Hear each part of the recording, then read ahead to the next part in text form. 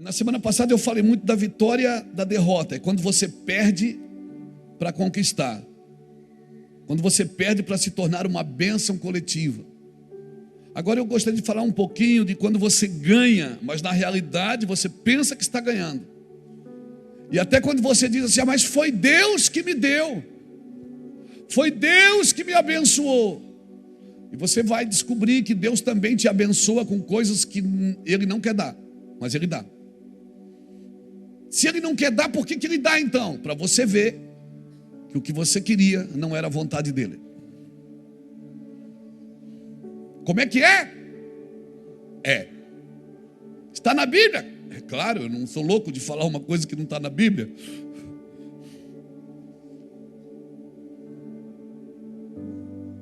Ashbel Green diz uma coisa interessante. Ele diz que não há nada mais perigoso do que não estar no centro da vontade de Deus.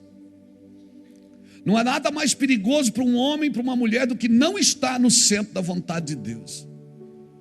E essa é uma coisa terrível, porque quando a gente acha que está tendo sucesso, por causa do sucesso, a gente acha que muitas vezes está na vontade de Deus. E às vezes não estamos, às vezes Deus só nos entregou a nós mesmos. Quando Deus entrega você a você mesmo, você pode ter sucesso, mas você não está no centro da vontade de Deus. Para mim não tem coisa pior na vida de um homem, é ele ter sucesso numa coisa que Deus não aprova. É ele ter prosperidade numa coisa ilícita. Porque no final da vida, ou na vida dele, ou na vida da sua descendência, certamente o boleto vai chegar, irmão. E o pior, quando o boleto chega, mas Jesus já levou na cruz, Jesus já levou a culpa. A consequência é perigosa. E nós temos que cuidar com isso. Então existem batalhas que elas só vivem na nossa mente. Elas não existem, mas elas vivem na nossa mente. E a gente às vezes acha que Deus está... que Deus pesou a mão sobre a gente. É a coisa que o crente mais gosta de falar. É uma das coisas que o crente mais gosta de falar, é que Deus está pesando a mão. Irmão, Isaías 59 diz que as mãos do Senhor não estão encolhidas, que não possam te abençoar, e nem os seus ouvidos tapados, que não possam te ouvir, mas as vossas iniquidades é que fazem separação entre vós e o vosso Deus. Então não é a mão de Deus que está pesando, a mão de Deus está estendida. São as minhas iniquidades, só aquilo que eu acho que Deus me aprova, porque Deus me ama muito. Então eu posso viver uma vida pecaminosa, porque afinal de contas eu sou ungido de Deus. Então eu posso fazer algumas e abrir algumas concessões, porque eu sou ungido de Deus, Jacob. Então Deus me abençoa. Então porque eu sou ungido de Deus e abençoado por Deus, sabe aquela historinha do Sansão, que foi contar para Dalila? A Dalila era um problema, não, era só uma distração. O problema eram os filisteus.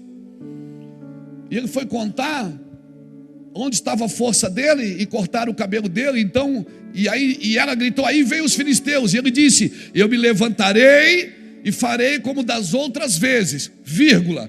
Mas não sabia ele que o Senhor não estava mais com ele. Eu, como igreja, não tenho que matar quem Deus rejeita. Esse não é o trabalho da igreja.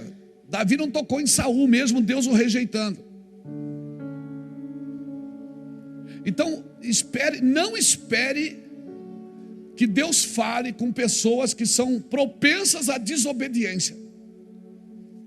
Deus não vai falar com pessoas que são propensas à desobediência.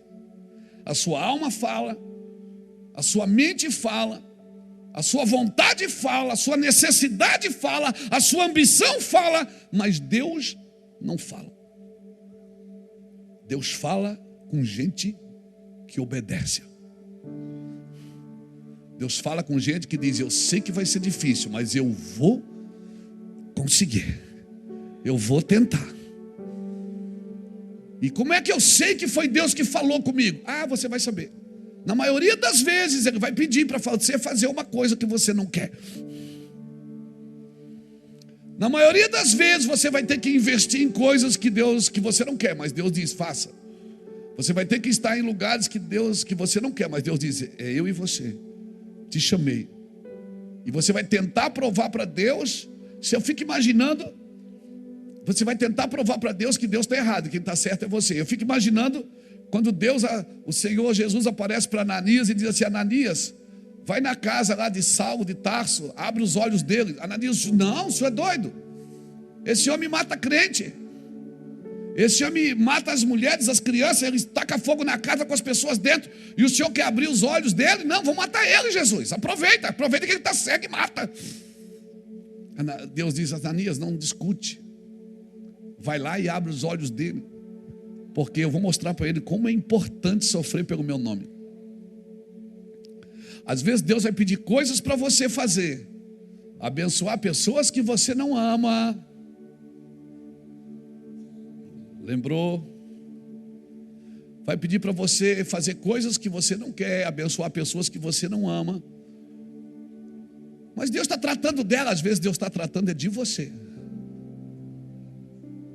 Essa é a forma de Deus nos manter humilhados. Então eu queria falar um pouquinho sobre isso. Abra comigo a sua Bíblia no Salmo 106.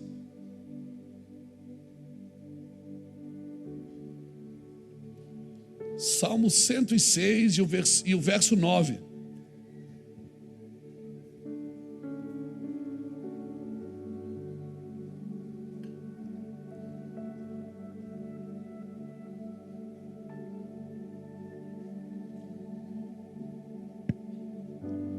Salmo 106 e o verso 9 diz assim: ó, repreendeu o mar vermelho e ele secou, e fez-lo passar pelo abismo, como por um deserto. Salvou-os das mãos de quem os odiava e os remiu do poder do inimigo. As águas cobriram seus opressores, nenhum deles escapou. Está falando de quando abriu o mar e fechou com os soldados de Faraó dentro. Então creram na sua palavra e lhe cantaram louvores. Cedo, porém, se esqueceram das suas obras e não lhe guardaram os desígnios. Entregaram-se à cobiça no deserto e tentaram a Deus na solidão. Concedeu-lhes o que pediram, mas isto lhe fez desfinhar-lhes a alma. Pegou? Aqui o Salmo 105 e o Salmo 106, se você ler todo, muito lindo. Conta a história de como Deus libertou o povo do Egito, de como Deus foi com eles, de como Deus os curou, os abençoou, os transformou, acompanhava a comida, acompanhava a roupa, acompanhava tudo. Era um livramento atrás do outro. Quando passaram aqui o mar mesmo, chegou do outro lado, Miriam tocou tamborim e dançou na presença de Deus. E está aqui tudo relatado. E Deus os livrou, os guardou, e eles creram na sua palavra. Por quê? Porque receberam o benefício dela. Eles creram na sua palavra porque receberam o benefício dela. Cantaram-lhe louvor de agradecimento. Irmão, foram para o culto adorar. Mas cedo esqueceram das suas promessas e não guardaram os seus desígnios. E o Senhor disse: eu dei o que eles queriam, mas isso fez desfinhar-lhes a alma. Ou seja, o que eu vou falar aqui pode ir contra algumas coisas que você crê, e eu espero que vá. Porque às vezes nós não precisamos mudar de religião, nós precisamos mudar de natureza. A gente precisa mudar a nossa natureza caída, a mente é caída, e a mente começa a acreditar em coisas que não fazem sentido para nós. Por isso que eu disse que existe batalha só na sua mente. E quando você conversa com pessoas como pastor, as pessoas dizem assim, algumas, não todas, né? Mas eu estou falando, usando o coletivo aqui. As pessoas dizem: não, pastor, mas eu assumi um problema, Irmão, assumir o problema não é tudo, tem que resolver o problema. Eu assumo para resolver. Derrote o problema, não assuma. Não adianta você assumir uma coisa que você não vai derrotar. Então eu não fixo os meus olhos nos erros, mas nos acertos. Assuma a responsabilidade de derrotar os problemas que têm derrotado você. Você tem que fazer uma lista deles e derrotá-los um por um. É o medo? Eu tenho medo. Não tem problema ter medo, mas você precisa derrotar isso. Eu tenho sentimento de culpa. Jesus já levou a cruz, já morreu por você, por que você ainda carrega a culpa? Isso é orgulho. Isso é carência. Porque tem gente que fica lambendo a ferida o resto da vida, nunca se livra do problema. Não, irmão, Deus, acabou. As coisas velhas se passaram e tudo se fez novo. E quando diz as coisas velhas se passaram, não está falando no quesito tempo. Ah, o velho passou, agora é novo. Não, está falando da nova natureza, passou. Agora você está numa... A velha natureza passou, você está numa nova natureza. Amém? Então, quando você luta por algo por muito tempo, isso começa a se transformar na sua identidade. E aí, a nossa ambição de derrotar aquele problema, ela vai diminuindo no caminho. Tá bom, já... Não precisa ligar para alguém não, tá tudo certo.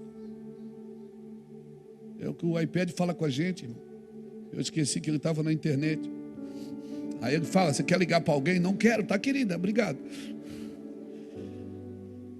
Então quando você luta muito tempo por uma coisa, isso começa a se transformar na sua identidade. Você não conhece pessoa que já chama o meu problema? Ela não chama a minha diabetes, a minha enfermidade, ela já chama de minha, porque já faz parte da sua vida. Porque você parou de guerrear com isso. Você parou de lutar com isso. Quando você luta por muito tempo com uma coisa, você perde a ambição de derrotar isso. Então, a alegria permanente, irmãos, ela não é a ausência de problema, de dor e de sofrimento. Alegria permanente é você viver alegre no meio dos problemas. Você tem que derrotá-los. Mas eu não consegui me livrar dele. Mas derrota aqui dentro, ó. Aqui dentro você precisa derrotar. Você não é uma vítima. Você nasceu de novo. As coisas velhas se passaram. Você tem uma nova natureza. Por isso que te é necessário nascer de novo. Nada pode te prejudicar permanentemente. Nenhum sofrimento é irrevogável, nenhuma perda é irreparável, nenhuma derrota é mais do que transitória, e nenhuma decepção é definitiva. Amém? Quem aqui já se decepcionou com gente? Isso não é definitivo. Por quê? Porque você vai se decepcionar de novo. Quem aqui já foi traído por gente? E pronto, muda. Esquece, porque você vai ser traído de novo um dia. Não, está amarrado o sangue de Jesus.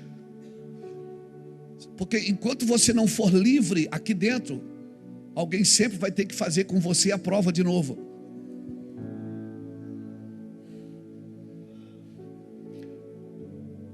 Então o Senhor está dizendo que eu ainda vou me ofender. Enquanto você se ofender, você ainda vai se ofender.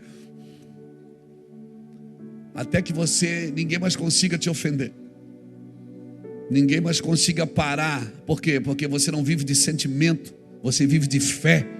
A fé não sente, a fé sabe. A fé é a convicção das coisas que se esperam. Então, se você fez a prova e não passou, meu filho, vai ter que fazer a prova de novo. Ah, pastor, eu vivo me ofendendo com pessoas. Se prepare, tem gente na fila para ofender você. Mas pastor, não estou nem aí. Acabou a fila, irmão. Acabou a fila. Depois você lê Apocalipse 12. Talvez eu não chegue lá hoje. Domingo que vem eu falo disso. Quando a Bíblia diz que o Senhor retirou os acusadores dos seus irmãos diante do trono de Deus, porque o diabo não tem mais com o que acusar você. Lembra da história de Jó, que o diabo foi lá acusar Jó? Agora, antes ele tinha como acusar, mas agora não, porque quando ele entra no trono para acusar, do lado direito tem um homem que venceu a morte e o inferno. E ele não tem mais acusação. Do lado direito tem um homem, não é um anjo, um homem com um corpo glorificado, que venceu a morte e o inferno. Então quando ele olha para aquele homem, ele diz: o Luiz Hermínio. Aí o Luiz Hermínio é isso, o João é aquilo. Você pensa que Jesus mostra minhas qualidades? Não, ele mostra a mão. Ele disse: sim, o Luiz era isso mesmo, e eu já sabia disso quando paguei a conta dele. Você era assim, ele já sabia disso. Então você precisa entender que as coisas velhas se passaram e tudo se fez novo na sua vida. Isso não é uma legalidade para continuar pecando, porque se eu sei disso e continuo pecando, eu ainda sou carnal, não nasci de novo. Isso não é uma legalidade. Então o pastor disse que eu posso, porque Jesus está lá. Jesus, amanhã eu vou dar mais uma pecadinha, mas o senhor fica tranquilo que é só semana que vem depois que eu pego. Não, quando eu falo isso, não é para te dar uma legalidade, para você fazer o que quer, para mim fazer o que quer. Não é porque eu sei que eu tenho um intercessor. Porque depois que Jesus passou pela cruz, morreu e ressuscitou, desceu ao inferno, pegou a chave da morte da mão do diabo, foi ascendido aos céus, está à direita de Deus e intercede por nós. Depois que eu sei disso, irmãos, depois que eu sei disso, eu não preciso mais apresentar minhas qualidades para Deus. Jesus não mostra minhas qualidades, Jesus mostra as suas mãos, as suas cicatrizes. Então, só porque eu sei que tem um intercessor, eu vou fazer tudo errado? Não, se eu continuo fazendo errado, mesmo sabendo disso, é porque eu ainda sou carnal. Porque sabendo disso, eu não preciso mais fazer errado. Jesus nunca negou a realidade do sofrimento, do desânimo, da decepção, da frustração ou da morte. Mas ele declarou uma coisa: que o reino de Deus venceria todos esses horrores. Nenhum mal pode resistir o amor do Pai. Nenhum mal pode resistir o amor do Pai. Diga para quem está do seu lado: nenhum mal pode resistir o amor do Pai. Nenhum mal pode resistir o amor do Pai. Eu não sei se você assistiu um vídeo na internet, já um vídeo antigo, de um cara que ele era um serial killer. Ele matou muitas mulheres.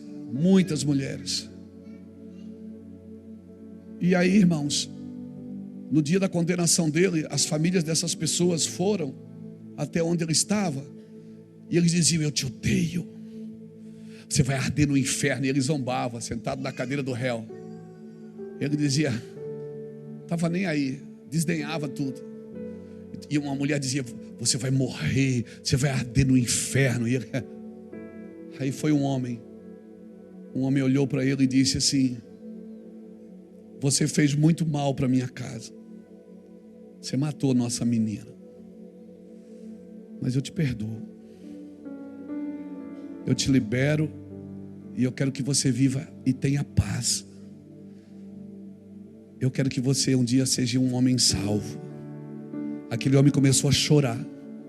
Aquele mesmo homem que estava desdenhando começou a chorar. A chorar, irmãos. Por quê? Porque só o amor constrange, irmãos. Só o amor. Não existe arrependimento pela ira. Arrependimento é pelo amor. Por isso que o amor tudo sofre, tudo crê, tudo suporta, mas o amor jamais acaba. Então, se você quer salvar alguém, não adianta ir com ira. Vai com amor. Porque só o amor liberta, só o amor salva.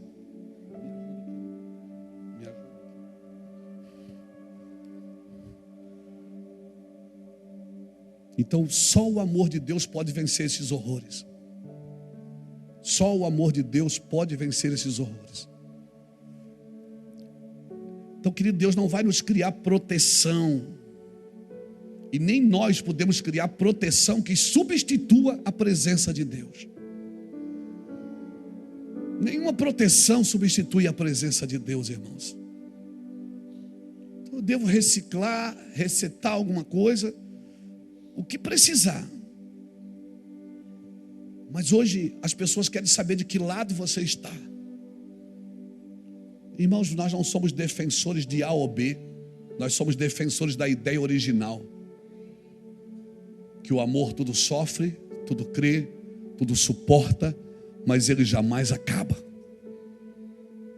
Se Deus tiver que nos dividir para nos expandir, então isso tudo é uma grande mentira. Se Deus tiver que nos dividir para nos expandir, se tivermos que dividir, então nós precisamos rever a nossa teologia.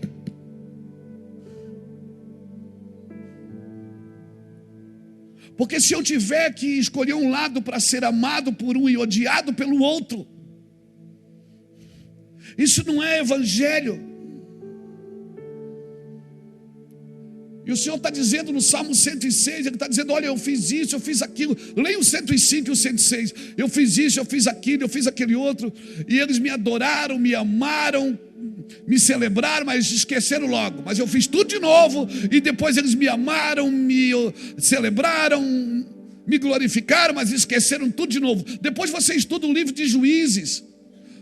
O livro de Juízes tem pelo menos 7 apostasias. De quando o povo estava bem, eles se perdiam. Aí quando eles estavam mal, eles lutavam e venciam, e Deus dava paz por alguns anos. Depois, por causa da paz, eles entravam de novo em colapso. Então, irmãos, isso sempre foi. Eu vejo pessoas dizendo, a igreja, pastor, nunca houve tanto escândalo na igreja. Irmão, a igreja sempre teve escândalo. A Bíblia sempre teve escândalo.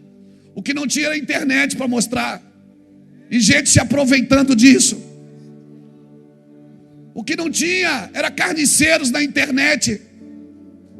O que não tinha era gente atrás de like, ganhando dinheiro fácil em casa, falando mal da vida dos outros. O que não tinha são esses demônios enviados do inferno, que lutam contra a igreja de Jesus Cristo e acham que estão fazendo um favor para Deus. Deixa eu te falar, Saulo de Tarso também achava que fazia um favor para Deus. E Deus o mostrou como ele deveria sofrer, que ele deveria sofrer. Tem gente que quer ser mais santo do que Deus. Você acha que apresentando o pecado dos outros vai esconder os seus? Não, irmãos. Deus sempre dá o que pedimos. Deus disse, olha, é uma apostasia atrás da outra, é uma apostasia atrás da outra. Mas eu vou estar sempre ali de mãos estendidas e vou abençoar de novo. E eu vou abençoar de novo, e eu vou abençoar de novo. Se coloca agora comigo no lugar de Deus. Se você fosse Deus, você salvaria você mesmo? Claro que não, irmão. Se você fosse Deus, você deixaria seu filho morrer por alguém que não merece? Se coloque 10 segundos no lugar de Deus agora. É desse amor que eu estou falando, não existe outro. É dessa compreensão que eu estou falando. Faz de conta que você é Deus. Aí o seu filho, que está ali talvez no Kids, ele vai crescer e Deus, um dia ele vai chegar, mãe, pai, eu quero morrer. Eu quero morrer para salvar a vida do traficante,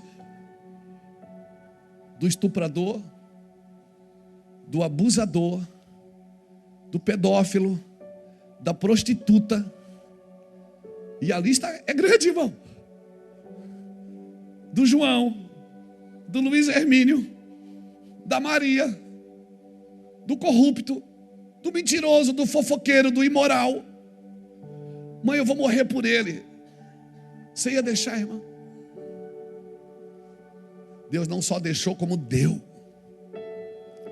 Ele deu o seu filho. E o que Deus espera de mim e de você é que a gente entenda o que é amor. Que a gente entenda o que é amor. Todo mundo aqui tem noção do certo e do errado, irmãos. E nós temos que aprender a separar o pecado do pecador, porque o pecado precisa ser abominável. O crime precisa ser abominado.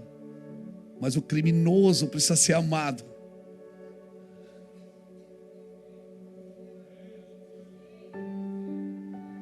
Porque se você não crê assim, você tem que levantar e ir embora. Esse não é seu lugar.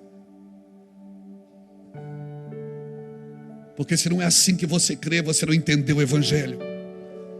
Faça um curso de boas maneiras, vai ser melhor para você. Evangelho é você morrer por alguém, amigo. É você perder a razão por alguém.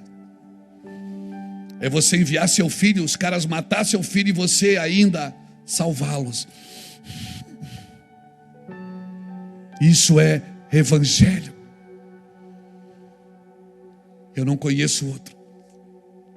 E eu não deixei das drogas, eu não deixei de ser bandido para vir para a igreja, ser um falso crente. Eu deixei de ser bandido para amar, irmão.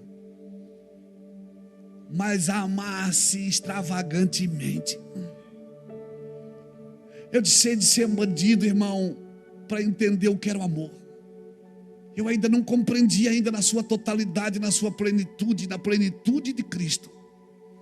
Mas eu deixei de ser bandido para ser gente. E como eu vi bandido na igreja. Eles não tinham uma arma na mão, irmãos. Eles tinham um tribunal no seu coração. Eles não tinham uma faca numa 357, uma 45. Eles não tinham uma arma na cintura, mas eu vejo crentes com tribunais estabelecidos no seu coração. E esses crentes, eles esquecem que à medida que eles medirem, eles serão medidos um dia. Eles esquecem que Deus não se deixa escarnecer, que tudo que o homem semeia, isso ele ceifará. E ele está tendo uma oportunidade de amar, de chorar, de estender a mão e dizer: Deus, eu estou posto a morrer por isso. Isso é Evangelho. É alguém dando a vida por alguém. Isso é Evangelho. Mas nós não, nós queremos que Deus dê o que a gente está pedindo. É isso que esse texto está tentando me dizer. Ou seja, Deus dá o que você está pedindo, até você descobrir que isso é uma derrota na sua vida. Se o meu próprio Jesus, na noite da sua angústia, pediu para 3 amigos orar com ele, e os amigos não puderam acompanhá-lo, porque aquele momento é seu. Tem momento que é só seu, ninguém pode te ajudar. E ele foi sozinho, suou gotas de sangue, encharcou, ele sangrou primeiro no jardim antes de sangrar na cruz. Ele sangrou chorando e pedindo: Pai, se possível for, eu não queria fazer isso. Na realidade eu não queria morrer agora, mas contudo seja feita a tua vontade, não a minha. E levantou decidido. E ele sabia que ali ia começar a acontecer algo. Ele chamou os discípulos e disse: vamos, porque aí vem o filho da perdição. Aí vem o diabo. E ele nada tem em mim. Ou seja, eu estou morrendo porque eu amo. Só quem ama tem a capacidade de morrer por alguém. E o Senhor disse: você quer isso? Eu te dou. Tem coisas que você quer, eu posso te dar, mas sabe o que é que isso vai acontecer com você? Vai definhar a sua alma. Tem um peso de angústia que é protetivo na sua vida, irmão. Tem um peso de angústia que ele é poderoso na sua vida. Você precisa sentir essa angústia, porque senão você vai crescer e vai desviar. Você vai prosperar e vai desviar. Você vai ficar famoso e vai desviar. Por isso tem um peso de angústia que é necessário que te acompanhe, irmãos. O Senhor está dizendo: eles querem o que eles querem que eu dê, o que eles estão pedindo. Eu vou dar, mas a alma deles vai definhar. Sua alma definhará. Sabe o que é que definhar? É ficar doente. Então escute o que eu estou falando e só pense, não responda se você quiser.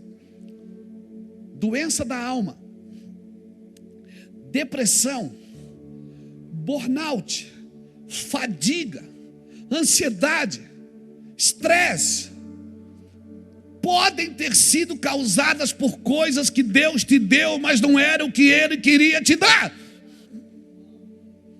Como é que é? Podem ter sido causadas por coisas que Deus te deu, mas foi Deus que me deu, mas Ele não queria te dar. Então para que Ele deu? Te deu para você acordar e ver que a vontade dele está equivocada com a sua vontade. A sua vontade está equivocada com a vontade dele. Então Ele dá. Eles queriam comer carne quando comiam maná. Eles queriam carne e o Senhor disse: mas dê, eles vão comer, mas vão comer até morrer, vão comer até sair pelo nariz. Porque o pior castigo que pode acontecer a um homem é Deus entregar ele às suas próprias cobiças. Deus pega o controle e dá para ele dirigir. A pior coisa que pode acontecer para mim e para você, meu querido irmão, é Deus entregar a gente as nossas próprias vaidades, as nossas próprias ambições e as nossas próprias cobiças. Então, quando você for fazer alguma coisa, analisa: será que isso é de Deus mesmo para mim? Porque pode ser de Deus, mas não é para você naquele momento. Não tem coisa pior que pode acontecer para um homem do que ele viver fora da vontade de Deus. Então nem toda vitória é vitória. Tem derrota que é vitória, mas tem vitória que é derrota. Semana passada nós falamos das derrotas que se tornam vitórias na sua vida. Mas hoje nós estamos falando de vitórias que a gente pensa que é vitória.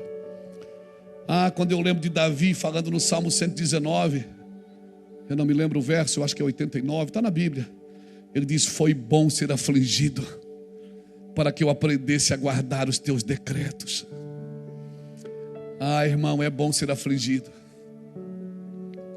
porque o arrependimento, se você se joga sobre a pedra, você é despedaçado. Mas se a pedra cai sobre você, meu irmão, a Salmo 119, 71. Se você se joga em cima da pedra, você é despedaçado. Mas se a pedra cai sobre você, é pior. Então é melhor se jogar sobre a pedra. É melhor reconhecer que está errado e dizer: cara, eu quero mudar de vida. Eu não quero isso para a minha vida. Eu não vou esperar essas coisas acontecer. O verso 11 ao verso 15 desse texto que nós lemos: cedo, porém, se esqueceram do que viram, cedo esqueceram do que ouviram, cedo esqueceram das suas obras, se deixaram levar pela cobiça no deserto e começaram a tentar a Deus, creram nas suas promessas, cantaram louvores de gratidão, mas cedo se esqueceram do que Ele fez.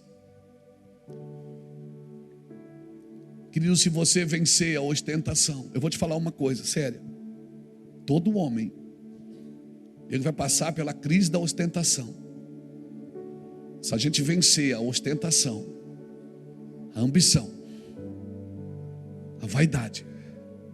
Porque vaidade, as pessoas pensam que se arruma bem, isso e aquilo. Não, irmão, isso não é vaidade. Vaidade é você achar que é melhor, é maior do que os outros. Se a gente vencer essas crises, irmãos, se prepare para se tornar alguém que vai andar debaixo do favor de Deus. Irmão, todo homem precisa vencer a crise da ostentação. Por isso que Deus vai, deixa a gente vai do nosso jeito. Deus vai lá e derruba tudo. A gente desce. O Senhor diz: agora vem aqui, deixa eu fazer do meu jeito. Quando você vence a crise da ostentação, que você se joga sobre a pedra, que você não quer mais, as coisas vão aparecer na sua vida e você não vai estar nem aí para elas. Dinheiro não vai ser um problema para você, ter ou não ter, não faz, sabe? Você vai estar sempre no mesmo lugar, na mesma medida que Deus te colocou, sempre na mesma medida. Você está me entendendo? Então o Senhor está dizendo que eu não tenho que ter sucesso? Não, eu estou dizendo que você não tem que amar o sucesso. Você tem que amar a Deus. Porque vai ter hora que Deus vai te dar tantas coisas que elas não vão mais nem fazer sentido. Você vai olhar para dentro da sua casa, para sua garagem, para as coisas que você tem, você vai dizer: eu nem preciso disso tudo, Jesus. Eu nem preciso disso tudo. E você vai ver uma coisa: quando eu tiver aquilo, eu vou ser feliz. Não vai. Você vai ter aquilo e não vai ser feliz. Vai chegar uma hora que a única coisa que vai satisfazer a sua vida e o seu propósito é a presença de Deus. Como foi falado aqui hoje, ame a presença de Deus. Ame a presença de Deus. As pessoas não consideram, elas consideram, mas Deus é amor, Deus é bom. Irmãos, Romanos 11, 22 diz assim, ó, considerai, pois, a bondade e a severidade de Deus. Severidade para os que caíram e bondade para os que permanecem. Então você tem que considerar a bondade, mas também tem que considerar que Deus também é severo. Deus também é justo, Deus também é zeloso. E Deus te deu uma medida, a estatura de um varão perfeito. Ele diz que nós devemos andar, para isso que foi dado os 5 ministérios. Efésios 4, 11 a 16 diz que os 5 ministérios foi dado para que a gente chegue à plenitude da fé, à estatura de um varão perfeito. Qual é a estatura de um varão perfeito? Quem é o varão perfeito que você conhece? Quem é o varão perfeito que você conhece? Jesus. Então eu preciso estar na estatura dele, na medida que ele viveu, que ele vive. Ele tem uma medida para mim, a medida para mim é ele. Ele é a expressão do amor de Deus, é a medida exata da criação de Deus. Então, se a Bíblia diz que eu tenho que chegar à estatura de um varão perfeito, não é ser o melhor apóstolo do Brasil, o apóstolo que tem a maior igreja, não, é estar na estatura de um varão perfeito. E o varão perfeito que eu só conheço um, Jesus Cristo, que venceu a morte e o inferno, foi obediente até a morte e morte de cruz. Aleluia, aleluia. Deus está fazendo uma reforma na mente dos homens que têm o coração correto. Tem homens que têm o coração correto, mas a sua mente vaga.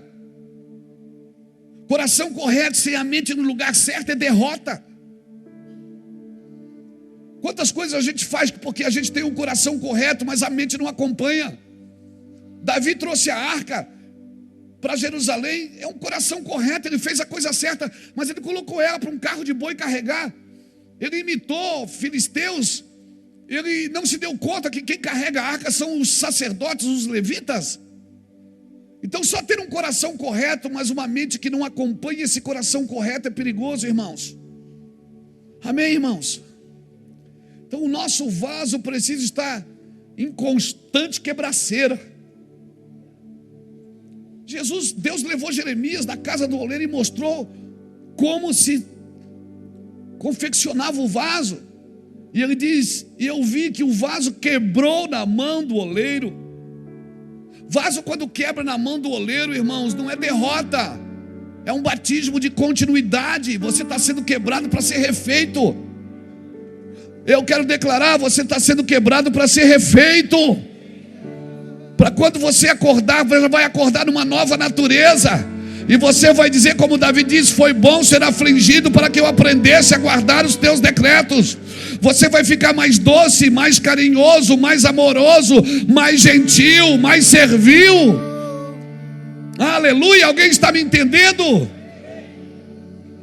Ah, pastor. Não, irmãos.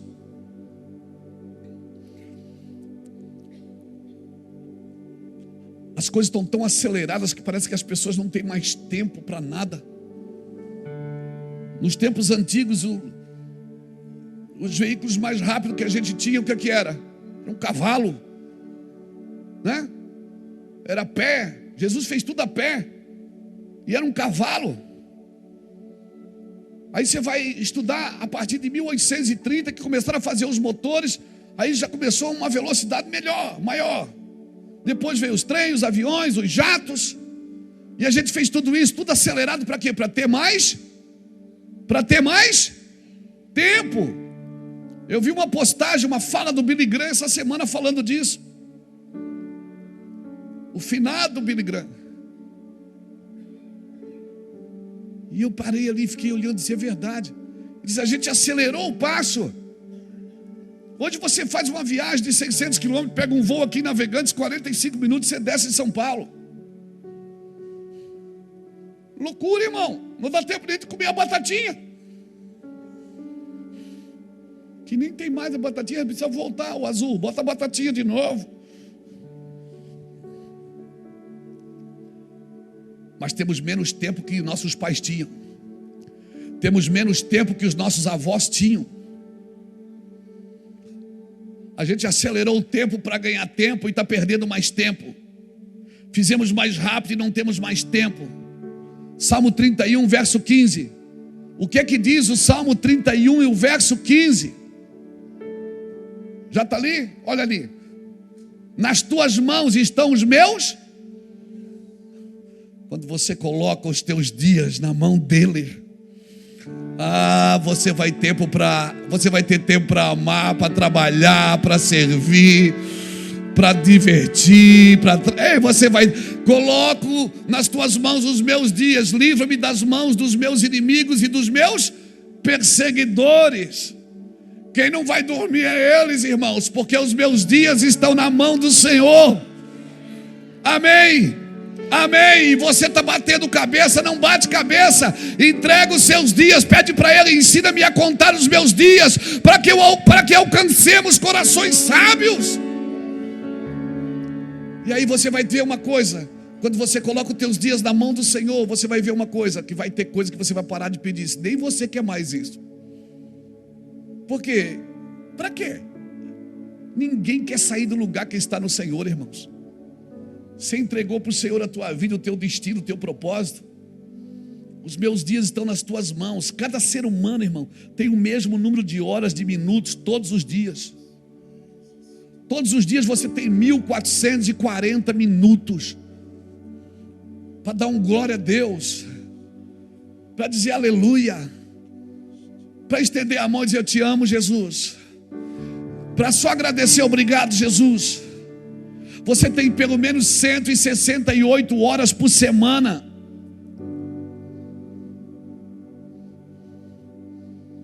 E se você viver até 70 anos, meu amigo, você vai ter muito tempo.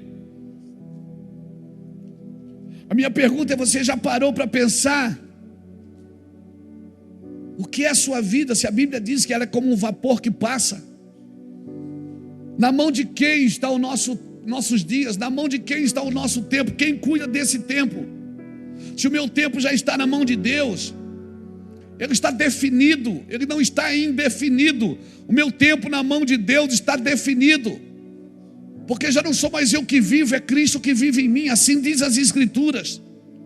E ninguém, por mais rico que seja, pode comprar mais dias, pode comprar mais tempo. Não pode, irmão. Por mais rico que seja, não pode. Nenhum cientista pode inventar mais minutos. Não pode. Então remira o tempo, porque os dias são maus. É como se o Senhor tivesse me impulsionando, me puxando, dizendo: Luiz, entrega seu tempo para mim. Entrega seu tempo para mim, eu vou te dar condição de viver cada detalhe, em cada dia. Muda sua rotina um pouquinho, você vai ver que você tem tempo. Você vai encontrar tempo, irmão. Remir o tempo, aproveitar o tempo, é uma fase fora de contexto para o mundo acelerado que vivemos hoje. Porque aceleramos o mundo para ter mais tempo e não temos tempo ainda. E a forma que você gasta seu tempo define o que você espera dos próximos dias. Como você gasta seu tempo. Então o Senhor, querido, está me dizendo o seguinte: Luiz,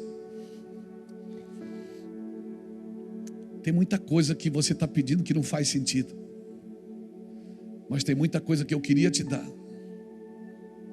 mas você não sabe disso. Sabe por quê? Porque você não gasta tempo comigo. E porque você está tendo algumas coisas que você me pediu, você acha que eu estou aprovando toda a sua movimentação. Cara, eu chorei muito esses dias, porque eu pensei: o que eu tenho que fazer com a minha vida, Deus? Ele disse: com a sua vida nada. Você já me entregou.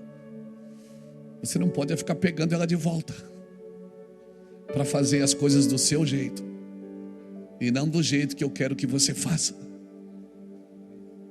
Ei, se prepare, irmão. Eu não vim aqui te trazer peso, não. Eu vim aqui te preparar para os próximos dias.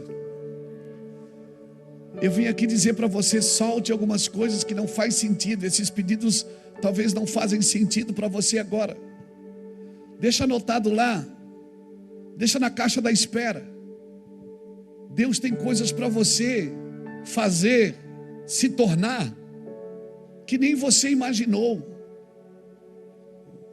Mas porque a gente fica pedindo as coisas que Deus não quer nos dar e a gente acha que já é o suficiente. Não, irmão, se a minha Bíblia diz que nem olhos viram, nem ouvidos ouviram, e nem está no coração do homem aquilo que Deus preparou para ele, mas o Espírito nos revela. Converse com o Espírito Santo, ele vai te mostrar coisas que Deus tem para você. Ei, você precisa entender o que eu estou dizendo, porque aí está a chave. A Bíblia diz assim, ó: vós que sois maus, sabei das boas coisas aos vossos filhos. Imagine o vosso Pai que está no céu, não vos dará a quem pedir o Espírito Santo? Olha a deixada de Deus aí. Sabe o que Deus está dizendo? Você me pede tantas coisas que eu não quero dar. Por que você não me pede o Espírito Santo? Para que eu vou pedir o Espírito Santo? Porque nós não sabemos pedir como convém. Mas o Espírito Santo, Romanos 8, 26 diz que nós não sabemos pedir como convém. Mas o Espírito intercede conosco com gemidos inexprimíveis. Porque segundo a vontade de Deus é que Ele intercede por nós. O que eu aprendo aqui? Eu aprendo por que eu estou pedindo mal. Porque eu não estou deixando o Espírito Santo fazer o trabalho dele. Se eu deixar o Espírito Santo pedir no meu lugar, ele vai pedir a coisa certa. Por quê? Porque segundo a vontade de Deus é que Ele intercede por nós. Amém? Amém? Deixa eu fazer um teatrinho gospel aqui. Cris, fica de pé aqui. Você vai ser Deus agora. O Cris faz cara de Deus agora. Cris vai ser o Deus aqui. Está aqui o Deus. Aqui. Vem cá. Jackson, você dobra o joelho aí e ora. Isso.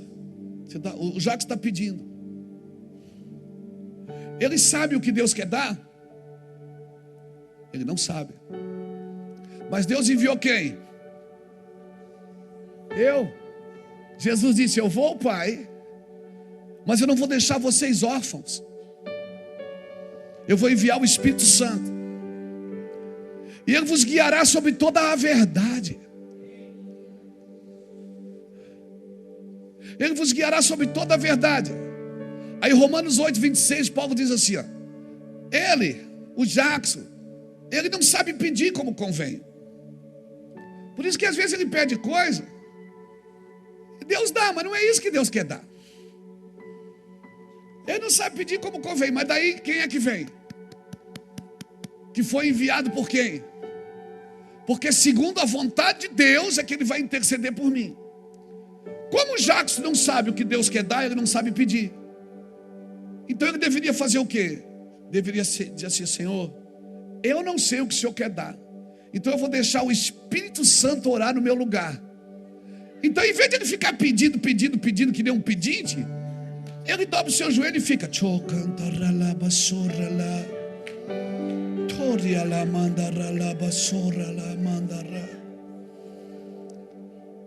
mas eu não estou entendendo. Ainda bem que você não está entendendo, porque senão você ia manipular essa oração.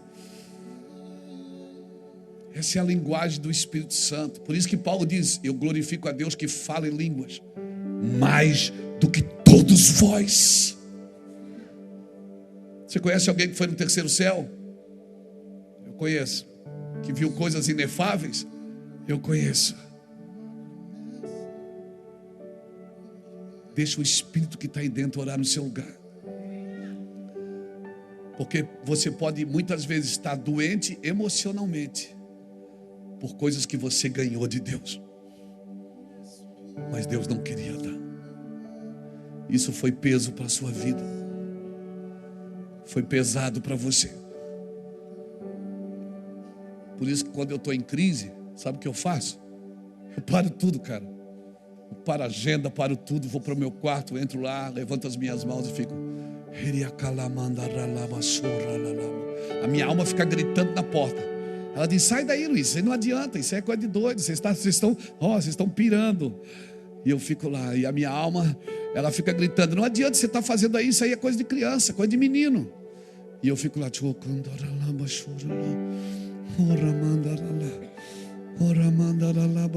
daqui a pouco você senta para conversar com alguém, faz assim, ó. Daqui a pouco você abre as escrituras, faz assim, ó. Fica tudo tão claro, tão acessível. O Wi-Fi fica ligado, irmão. Carro na sua frente, dirigido, começa a falar com você, até a placa do carro. Tudo acontece. Fica tudo tão real. Tão real. E aí não adianta você querer explicar isso para quem anda na alma. Ele não vai entender. Porque as coisas naturais, elas são discernidas naturalmente. Mas um homem espiritual, ele não é discernido por ninguém. Então eu queria te dar um conselho, uma receita de gente maluca. Sabe aquela receita que o médico dá? Você diz: esse cara é louco. Eu vou te dar uma receita de gente maluca. Para tudo. Entra no teu quarto. Fecha a tua porta. Dobra o teu joelho lá e fica lá. Está desempregado? Eu sei quem tem um emprego para você, o Espírito Santo vai dizer. Está devendo? Precisa cobrar? Precisa pagar? Precisa receber?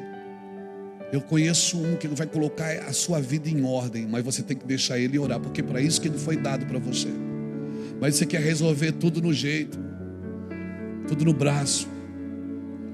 É por isso que tem um monte de gente carnal, irmãos, que deveria estar buscando a Deus e está se intrometendo na vida dos outros. E acha ainda que está trabalhando para Deus. Não, irmão, Deus não pode usar um homem carnal.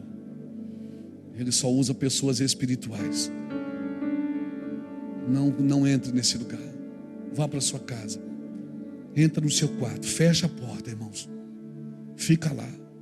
Fica lá, fica em silêncio. Não fica dando conselho para Deus. Não dá conselho para Deus. Põe um som lá. Pega a Bíblia, senta no chão. Paga tudo, fecha a cortina. Fica lá. E pede para o Senhor: Senhor, o meu tempo é teu. Mas eu trabalho, pastor. Mas sábado também, domingo também. De madrugada você trabalha. Aí você vai fazer como Jesus. Você vai aprender a dormir na tempestade. Quando a tempestade bater, você vai dormir dentro do barco. Todo mundo apavorado, sei lá. Aí você diz: ele nem se preocupa. Não, irmão. Paz não é ausência de guerra. Só vive em paz quem aprendeu a guerrear. Só vive em paz quem aprendeu a vencer as suas guerras. Então eu vim aqui dizer para você isso. A receita é para todos, irmãos. Oração em línguas é uma ferramenta que Deus deu para edificação pessoal. Se eu for pregar em línguas, se eu pegar o microfone aqui e dizer: Che, caramba, você vai entender alguma coisa? Claro que não, porque quem fala em línguas fala a Deus e não aos homens. E em espírito fala mistérios. Quando eu prego, a trombeta tem que sair bom sonido, senão ninguém guarda a batalha, ninguém se prepara para ela. Mas quando eu estou com Deus, eu vou falar uma coisa para você. Eu sei que está gravando, o pessoal depois me arrebenta. Eu não sei mais orar em português, a não ser quando eu estou orando para alguém. Eu não entro, eu não sei pedir nada para Deus. Você acha que eu peço para Deus me usar, para Deus me fazer, para Deus me dar? Eu não sei pedir. Eu sei orar em línguas o dia inteiro. Quando eu vou botar a mão em alguém, vou orar para esse irmão, vamos: oh Deus, abençoa. É uma coisa. Quando eu estou sozinho com o Espírito Santo, com Deus, eu não sei orar em português. Eu queria te desafiar. Oh Deus, você está aí ainda, Deus?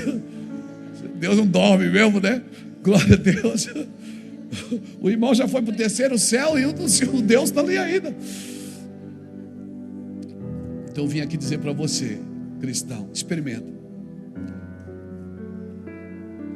Você vai achar que é loucura, mas é loucura. O problema é esse: a gente quer uma explicação para a fé. A fé é uma loucura. Os judeus pedem sinais, os gregos buscam sabedoria, mas nós pregamos a Cristo, que é loucura. Nós fomos salvos pela loucura das nossas pregações. 1 Coríntios 1:18 diz que nós somos salvos pela loucura da pregação. Então, até que você acredite nessa loucura, cara, você vai ver. O Espírito Santo vai te ensinar a pedir, vai te ensinar a conversar com Deus, vai te ensinar o caminho. Você não vai ter medo, você não vai ter medo. Certamente a palavra da cruz é loucura. Mas para nós que somos salvos é poder de Deus. Ouse a chamar de loucura. Ouse a chamar a loucura de poder de Deus. Para você que é salvo é poder de Deus, não é loucura.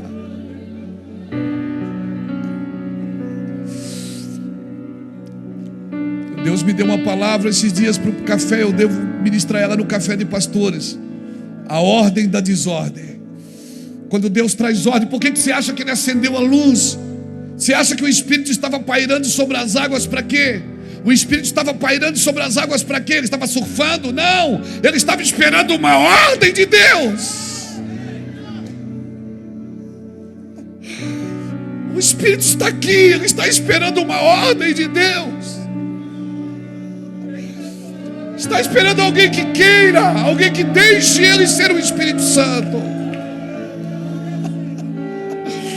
E o Espírito pairava sobre a face das águas. Então Deus disse para a terra que estava sem forma e vazia, Ele disse: haja luz, e houve luz. E aquilo que estava em desordem começou a andar na ordem. Porque luz é isso, luz é para trazer ordem na desordem. Por isso meu Jesus diz: eu sou a luz do mundo. O Espírito Santo está aqui agora. Ele não é uma promessa, ele é uma realidade. Ele não vai vir, ele já está aqui. Ele já desceu há 2000 anos atrás. É você que tem que falar com ele e ativá-lo na sua vida. O Wi-Fi está ligado, você pode chamá-lo.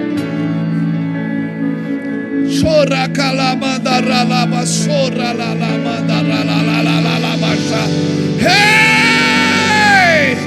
Alguém levante a mão e solte.